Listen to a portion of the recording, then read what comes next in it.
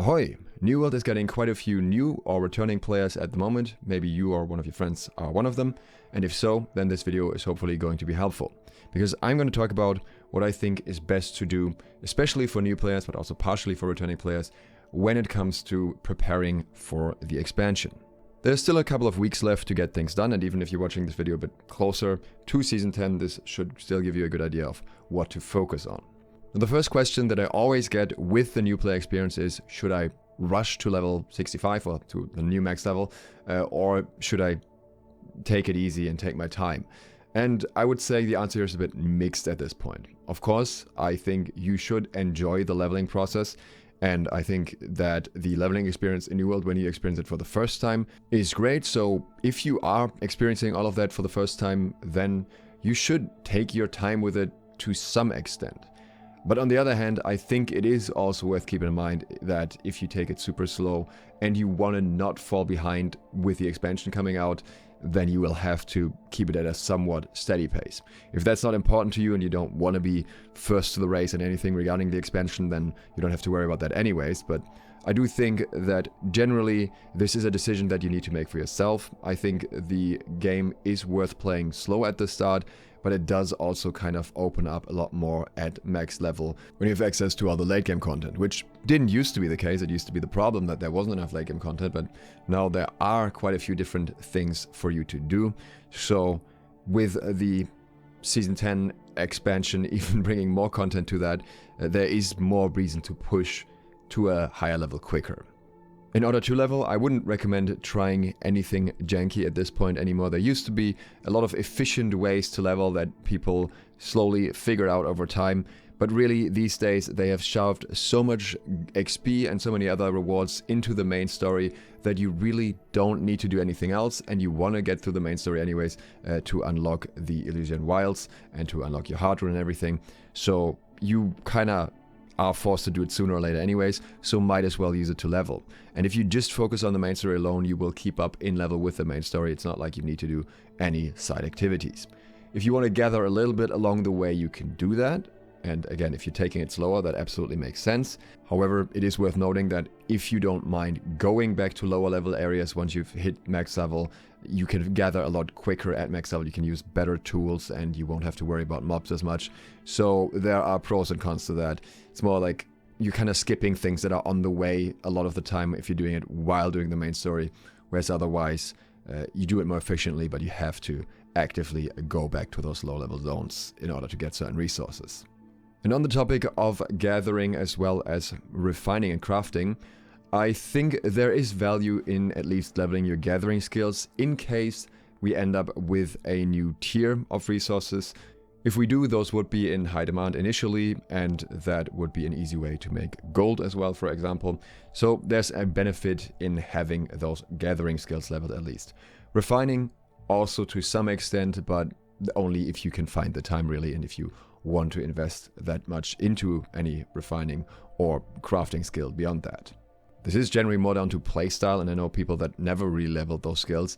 It depends on how you're planning to make gold, and it also is somewhat of a thing that is a bit in the hands of Amazon, because so far, based on what we've heard, which may change, it sounds like crafting won't be playing a super big role in gearing in the expansion. There will be a lot more farming and everything directly for the gear that you want, in which case obviously leveling the crafting skills would be less important as well, especially if it's time gated stuff as well and everything. We will see how that goes, but as such I wouldn't put my highest focus on those crafting, refining skills unless you have the time for it and the motivation to do exactly that. If you're enjoying the video so far, then consider subscribing and clicking the bell, and if you want to get early trading tips for the expansion, then consider supporting me on Patreon. Another very useful thing to do once you've hit max level is level the weapon mastery on the weapons that you're planning to use. The easiest spot to do that is in Great Cleave. I will show you where exactly on the map. This is a location where you have to kill a few waves, and then Thorb will spawn, and if you kill him, you get a lot of weapon mastery. Even more effective if you're using a booster here for extra weapon mastery. Very easy way to level weapons to max level very, very quickly. So I would recommend doing that at least for your two main weapons. Now at this point, as a new player, unless you already know people, it's probably a bit too much of a struggle to find a consistent raid group for the weekly raid and get the rewards from that. So if you already have an established group of friends that can pull you in, I would recommend doing that, just because some of those rewards might still be useful in the expansion. But what you can do no matter what on your own is get the weekly golden coconut as well as the locked doubloon cache. The first thing you want to do is go down to Cutlass Keys and do any of the quests, or go to the PvP zone and loot some chests, or loot some of the other chests in the area that still have coins. Either way, you want to get just a handful of doubloons, which kind of will pay for themselves. Once you have just 5 doubloons, so really just one quest, go to Cutlass Keys and go to the well in town. Here you can buy the glittering gold key for 5 doubloons. And this key can then be used at the chest near the PvP zone down in the southwest of Cutlass Keys. This chest then gives you 500 doubloons unconditionally that cannot be taken away from you, and you can then use 5 of those to buy the next key the next week after, and so on. So that's a very easy way to stack some of these up before the expansion, and I would imagine that the Well of Fortune will keep some sort of purpose, because we're talking about reworking the rewards to some degree. So hopefully it'll be worth to stack a few of those. Worst case, you can spend them on the artifacts that are sold at the well anyways. In addition to that, I would recommend, if you can play at a less populated time where you're not running into too many players, to go into the PvP zone and find some of the Cursed Horde chests. These can, with a relatively high chance, drop the Goldcursed coconut. This coconut is currently used to upgrade gear to 725 gear score, primarily artifacts. But additionally, it's also used to upgrade a bunch of the weapons from the Well of Fortune, as well as give you access to certain chests.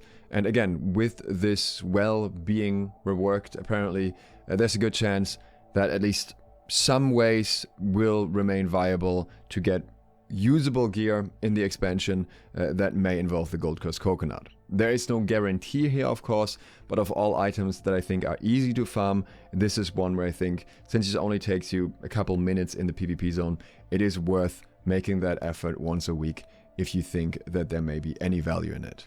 And speaking of artifacts, I would highly recommend getting some artifacts, because I think they are the one thing that will absolutely carry over into the expansion.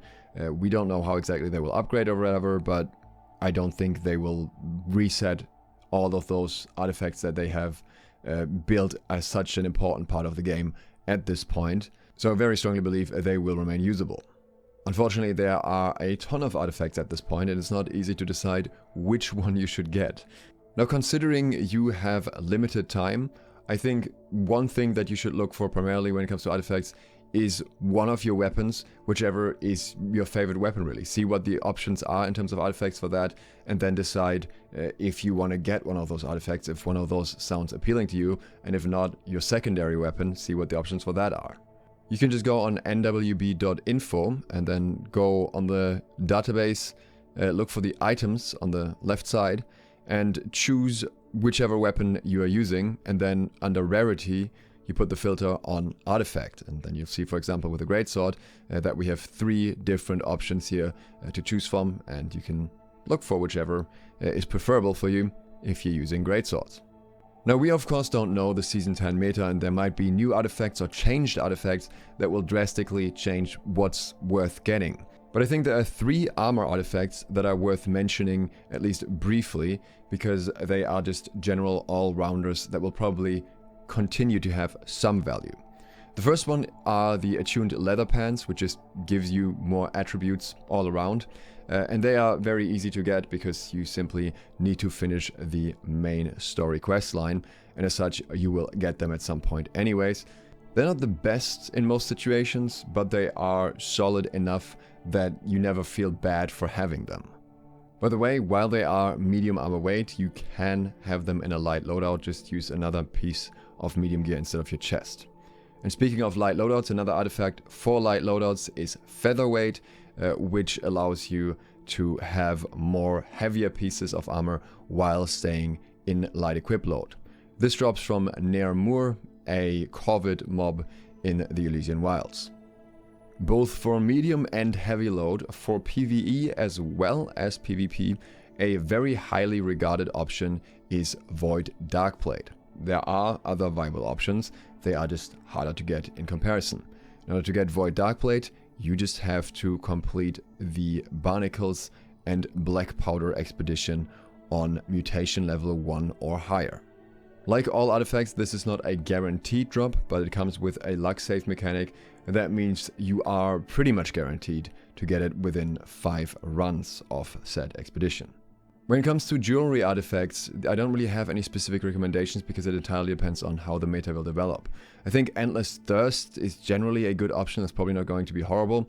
This drops in the Savage Divide from the last boss, also on mutation level 1+.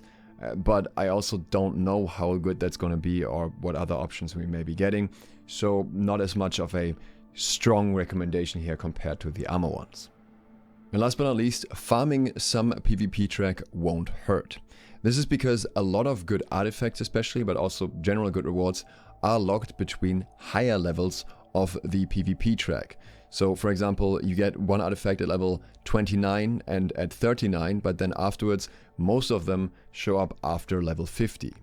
At the same time, I do understand that for a lot of players PvP will sound more appealing once we are in Season 10, because the gear is going to be a lot more even grounds for a long time after that. And currently that is an experience you can only get when Bare Bones Outpost Rush is available, where the gear is actually even ground between everyone. That said, as long as you have the right perks, the gear score doesn't make as much of a difference as many people think. At this point, if this information was useful for you, consider subscribing for more videos on how to prepare and what's coming, and I hope that the information here will give you a good overview of what to expect and how to prepare. Again, if you want early trading tips for Season 10, then consider supporting me on Patreon. Thanks to all of my patrons who already do exactly that, and thank you for watching. Duke Sloth, out.